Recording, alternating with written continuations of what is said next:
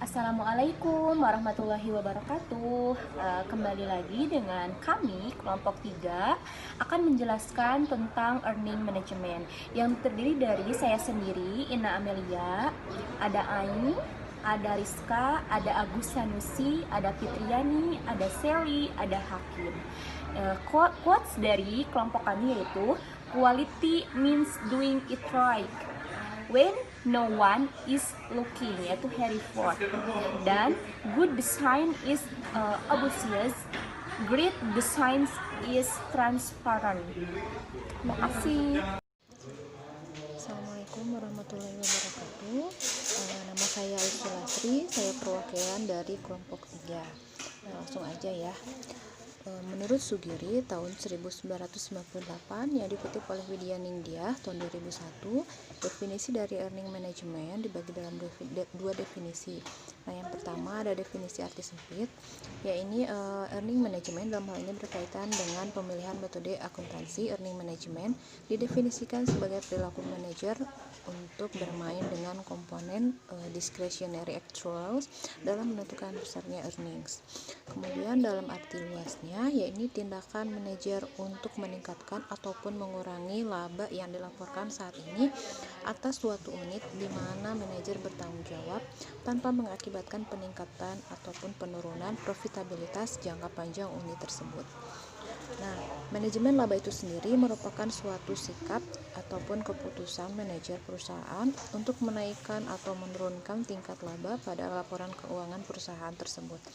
Nah, atau dengan kata lain, manajemen laba ini merupakan suatu bentuk manipulasi terhadap laporan keuangan perusahaan terkait dengan laba yang diperoleh dalam satu periode.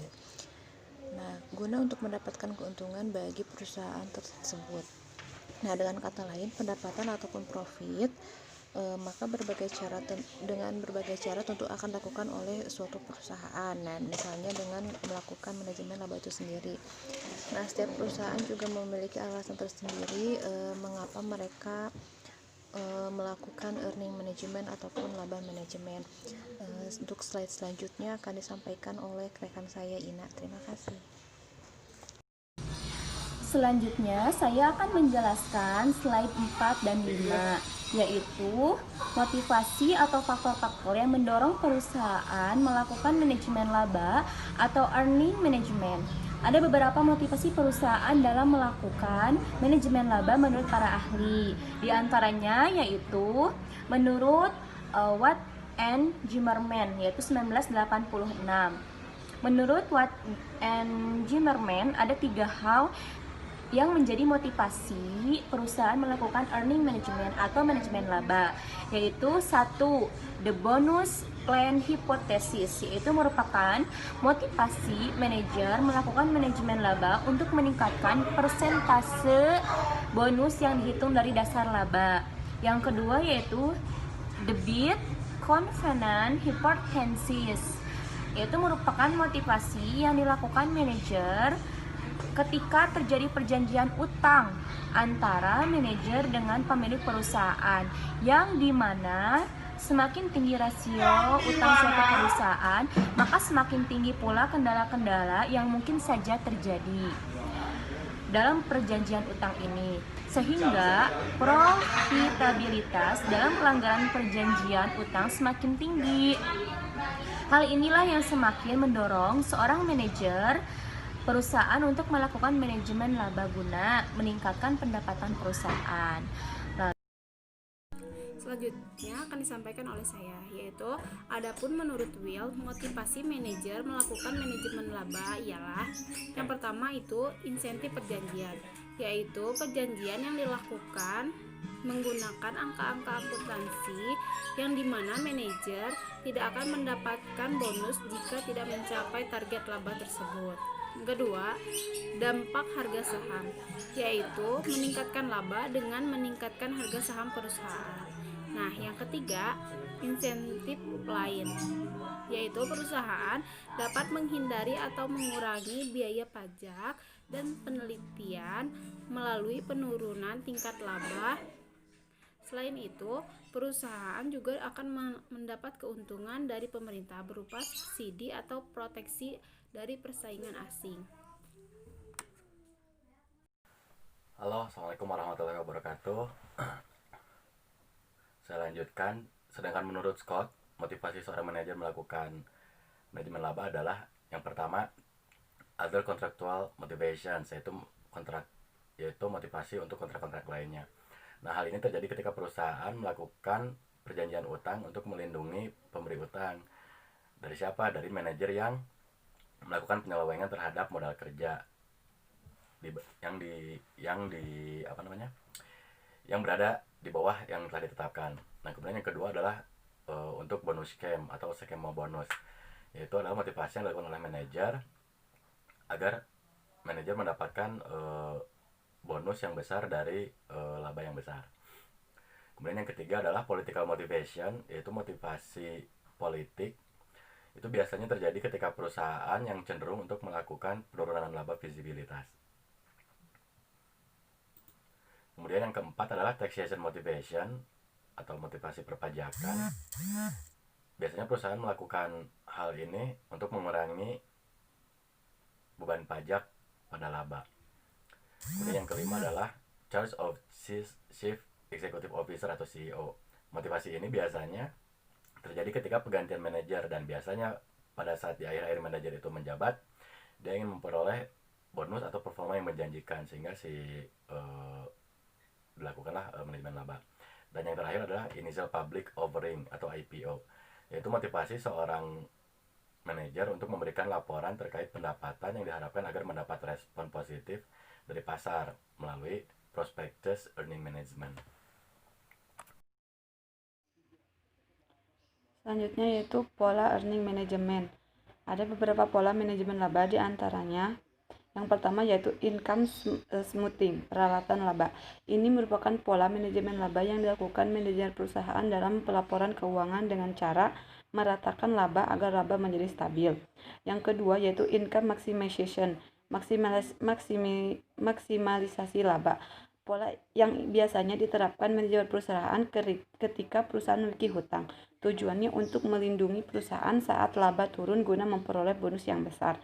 Yang ketiga, income minimization, penurunan laba. Biasanya manajer perusahaan menerapkan pola ini pada saat profitabilitas perusahaan sangat tinggi, gunanya untuk menghindari perhatian politik sehingga mengurangi beban biaya pajak yang harus dibayar perusahaan. Hal ini dilakukan dengan cara menghapus barang modal dan aktiva tak berwujud atau penghapusan pada biaya penelitian dan pengembangan. Yang keempat yaitu taking a bet, pola manajemen laba. Pola ini dilakukan dengan cara membebankan biaya yang akan datang dan menghapuskan beberapa aktiva. Untuk meningkatkan laba, manajer dapat melakukan clear the dash. Clear the dash yaitu menyembunyikan bukti yang ada sehingga laba yang dilaporkan pada periode yang akan datang meningkat. Nah, selanjutnya yaitu teknik manajemen laba. Ada beberapa teknik manajemen laba. Yang pertama, memanfaatkan peluang untuk estimasi akuntansi.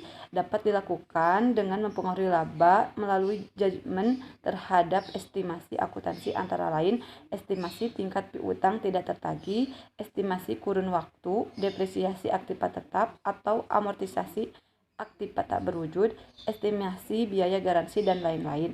Yang kedua yaitu merubah metode akuntansi. Merubah metode akuntansi pada pencatatan transaksi. Contoh, merubah metode depresiasi aktiva tetap dari metode depresiasi angka tahun ke metode depresiasi garis lurus. Yang ketiga yaitu menggeser periode biaya atau pendapatan. Teknik menggeser periode biaya atau pendapatan ini biasa disebut dengan teknik merekayasa atau memanipulasi keputusan operasional. Contohnya, mempercepat atau menunda pengeluaran biaya untuk penelitian atau promosi sampai dengan periode berikutnya. Ya, untuk selanjutnya ada kasus Garuda dan misteri akuntansi. Pada tanggal 31 Oktober tahun 2018, Garuda dan PT Mahata Aero Teknologi mengadakan perjanjian kerjasama yang telah diamandemen mengenai penyediaan layanan konektivitas dalam layanan penerbangan. Lalu Mahata akan melakukan dan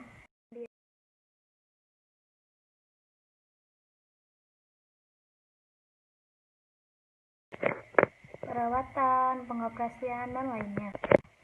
Dan Garuda mengakui penghasilan perjanjiannya dengan Mahata sebagai suatu penghasilan dan kompensasi atas pemberian hak oleh Garuda kepada Mahata.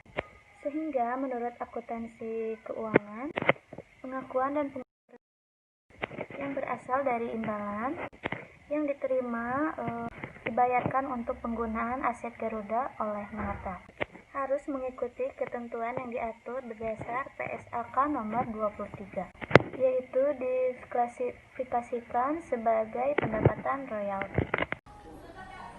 Halo, saya Hakim. Melanjutkan diskusi kita tadi ini perihal masalah kasus yang terjadi di Garuda. Melanjutkan slide berikutnya, saya akan sedikit memberikan analisa, yakni dalam hal ini pendapatan hanya diakui jika terdapat kemungkinan besar bahwa royalti akan diterima. Untuk memperkuat argumennya, Khairal dan Doni merujuk perjanjian Mahata. Satu adalah yakni perjanjian Mahata ditandatangani 31 Oktober 2018. Namun tahun buku 2018 berakhir, tidak ada satupun pembayaran yang dilakukan oleh pihak Mahata meskipun telah terpasang 1 unit alat di Citylink. Yang kedua, dalam perjanjian Mahata tidak tercantum term of payment yang jelas, bahkan pada saat ini masih dinegosiasikan cara pembayarannya. Jadi bisa dikatakan sampai dengan detik ini pembayaran yang akan dilakukan tidak terrealisasi. Yang ketiga, sampai saat ini tidak ada jaminan pembayaran yang tidak dapat ditarik kembali seperti BG atau bank garansi atau instrumen keuangan yang setara dari pihak Mahata kepada perusahaan. Padahal bank garansi atau BG atau instrumen keuangan yang setara merupakan instrumen yang merujuk kapasitas Mahata sebagai perusahaan yang bankable. Yang keempat, Mahata hanya memberikan surat pernyataan komitmen pembayaran kompensasi sesuai dengan paragraf terakhir halaman 1 dari surat Mahata 20 Maret 2019 bahwasanya skema dan ketentuan pembayaran ini tetap akan tunduk pada ketentuan yang tercantum dalam perjanjian. Namun implementasi yang terjadi di lapangan sampai dengan saat ini pembayaran tidak terrealisasi dari Mahata ke salah satu grup perusahaan dari Garuda sendiri. Oleh sebab itu, Garuda menegaskan bahwasanya melalui direksi dan komisaris tidak arahkan laporan keuangan dari keberatan yang disampaikan oleh komisaris. Dapat disimpulkan bahwa pada dasarnya komisaris setuju bahwa penghasilan yang diperoleh atau akan diperoleh Garuda dari perjanjiannya dengan Mahata adalah penghasilan royalti sehingga tunduk dalam PSAK 23. Komisaris hanya keberatan kepada saat pengakuan penghasilan tersebut yang menurut mereka Garuda belum saatnya mengakui penghasilan sama sekali.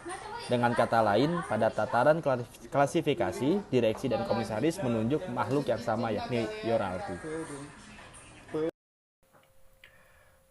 Baik, selanjutnya kasus tersebut di atas secara teori menurut Haley dan Whelan yang dikutip oleh Ridwan pada tahun 2001 menyatakan bahwa earning management yang dilakukan oleh manajer pada saat itu adalah dalam penyusunan pelaporan keuangan untuk mengubah laporan keuangan baik untuk menimbulkan gambaran yang salah bagi stakeholder tentang kinerja ekonomis perusahaan ataupun untuk mempengaruhi hasil kontraktual yang bergantung pada angka-angka akuntansi yang dilaporkan.